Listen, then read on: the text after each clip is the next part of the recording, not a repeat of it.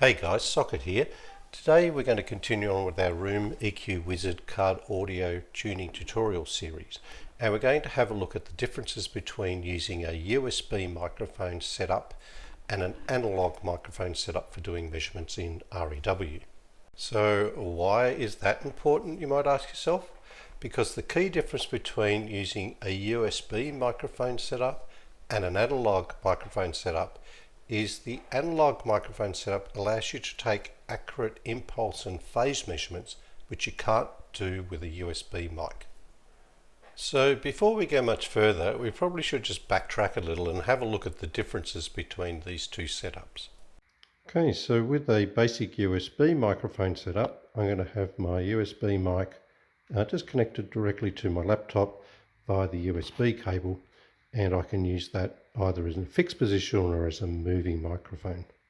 With a analog measurement system, we have the analog microphone, we have the audio interface, and we have a laptop, and they're all connected up with a bunch of wires. So the analog microphone is connected via an XLR that goes into the audio interface. You then have this Y cable that comes out of the back of the audio interface and then runs off with your RCAs off to your DSP, and then you have this cable which comes back into the audio interface to provide that loop back and timing reference, and then the audio interface is connected to your PC. So two completely different ways of setting up your measurement device. So another difference when using the USB and the analog microphone setups is essentially the default measurement technique. So for example, if we were using the USB mic to do measurements, we would typically use the real-time analyzer. We would start the pink noise, we would hit the record button. Once we have enough averages for the graph to settle down, we would hit current to save the measurement, and then we would have the measurement displayed here and saved in our measurement file, right?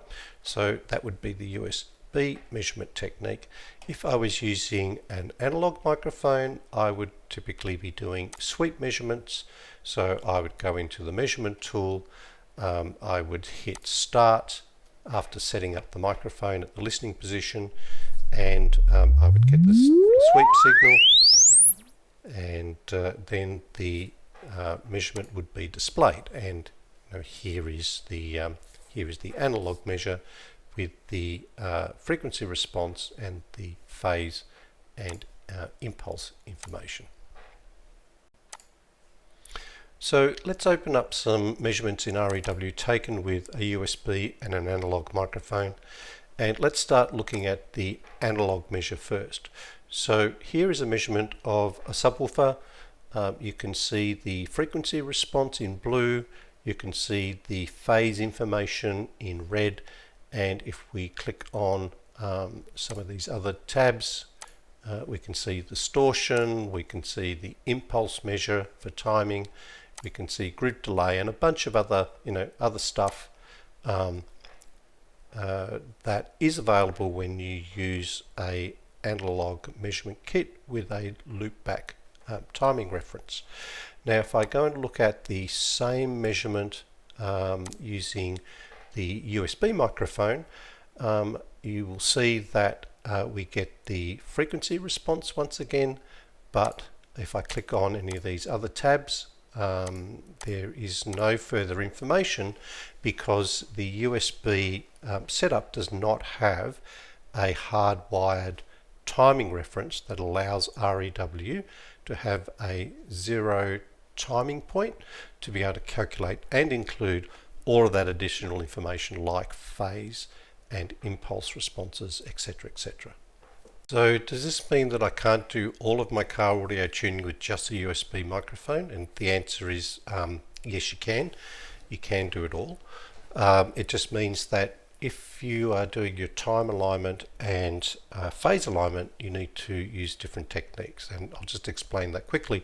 So if your measures if you had your measures using an analog microphone, you would have all your phase and timing impulse information. So for example, if you're doing phase alignment, you can align this blue and purple line to get your speakers in phase through the crossover region.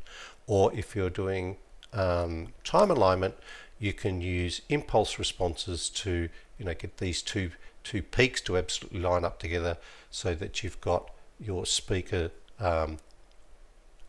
properly timed. So, but if you don't have that information and you've just got your frequency response, then what you're looking for is summation through your crossover region. So for example, if I have a look at this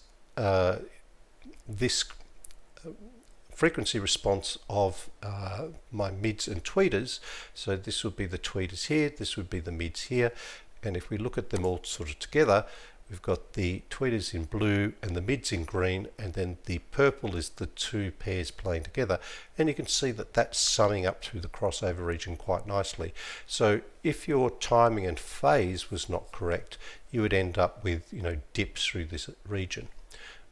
So in other words, you can do all your card tuning with a USB mic. It just means you have to use different techniques. So wouldn't it be great if you could do sweeps using a USB microphone, and so still be able to get impulse and phase information into your measures? Well, actually in REW there is a method for doing just that. So here under timing, in the measurement tool, you can set it to loop back as timing reference, as you would using a loop back cable with an analog microphone. Or in our case, if you want to use a USB microphone, you can use this setting called use acoustic timing reference, which means that the when you play the sweep, you'll get a chirp signal at the beginning and the end of the sweep to give REW a time 0 point from which to calculate the impulse and phase information. So let's just give that a little go and you'll hear what I mean. So we'll start it up first and we'll get the chirp. There's the chirp. Then we get the sweep, and then we'll get the second chirp. And so that is the setting that we would use if we were trying to do phase information using just the USB mic. And if I restore the last one removed, you'll see you've got the RTA, and now you've got an impulse and you've got phase information using the USB microphone. So why don't I recommend that you do it this way in car audio? Well, as I said, it is totally possible, but remember, REW is designed mainly for home audio use, and generally when you're doing stuff in the home audio environment, you've got your laptop plugged into your amplifier and all of this type of stuff. Generally the signals that you're putting through your speakers in a home audio environment are generated by REW, and it's pretty easy to get a chirp signal to come through your speakers.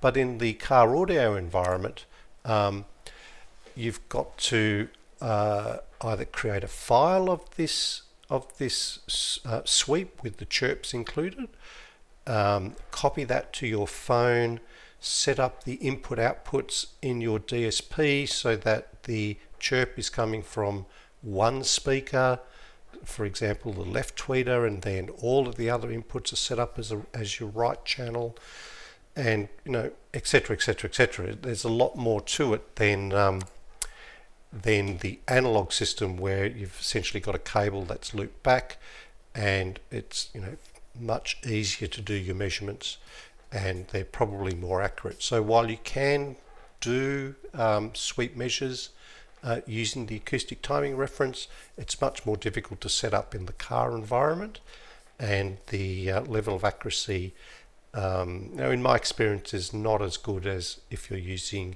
the loop back cable. So let's see if we can summarize this up. With the analog mic setup, it's more expensive to purchase because you've got to buy a audio interface and extra cables. It takes longer to set up to be able to do your measurements because you've got to connect things to the DSP and route cables all over the place. The main advantage is that you get your timing, impulse response, phase information included in your measurements, and it's much easier to play REW files through your car speakers because you've got your laptop physically hardwired into the system via your audio interface. So they're the major upsides. On the flip side, when you're looking at the USB microphone setup, it's relatively cheap because you just need a mic and a cable. It's quick to do your measurements because you just fire up your laptop, wave the mic around and get your RTA measures. The major downside is that you don't get your impulse response and phase measurements in your measures, and if you want to use REW generated files, for example, to do the acoustic timing reference, there's a lot of mucking around in the DSP settings and transferring files, from REW onto your phone, and all of that stuff is a bit of a pain. So both setups come with their pros and cons. In my case, I actually use both. So I use the USB microphone to take all of my frequency response measures and do all of my EQ work. And when I come to do my time alignment, I'll then hook up my analog microphone and the loopback cable and stuff, which allows me to do my impulse responses and get my phase information to finish the time alignment part of the tuning. So I use the best of both worlds. Now that said, not everybody wants to buy 2 lots of microphones and 2 lots of kits, and I'm sure there's a way that you can plug a USB microphone into an audio interface and maybe save some money on buying one less microphone. But fear not, no matter which way you've decided to go, I'll try to cover all of these different options and techniques in the upcoming tutorials that make up this series. So once again, I hope you found this a helpful topic, and it can help you in making some informed decisions when you're purchasing equipment to get into car audio tuning, especially if you're going to use REW in the future. So thanks very much for watching, and I will catch you in the next episode.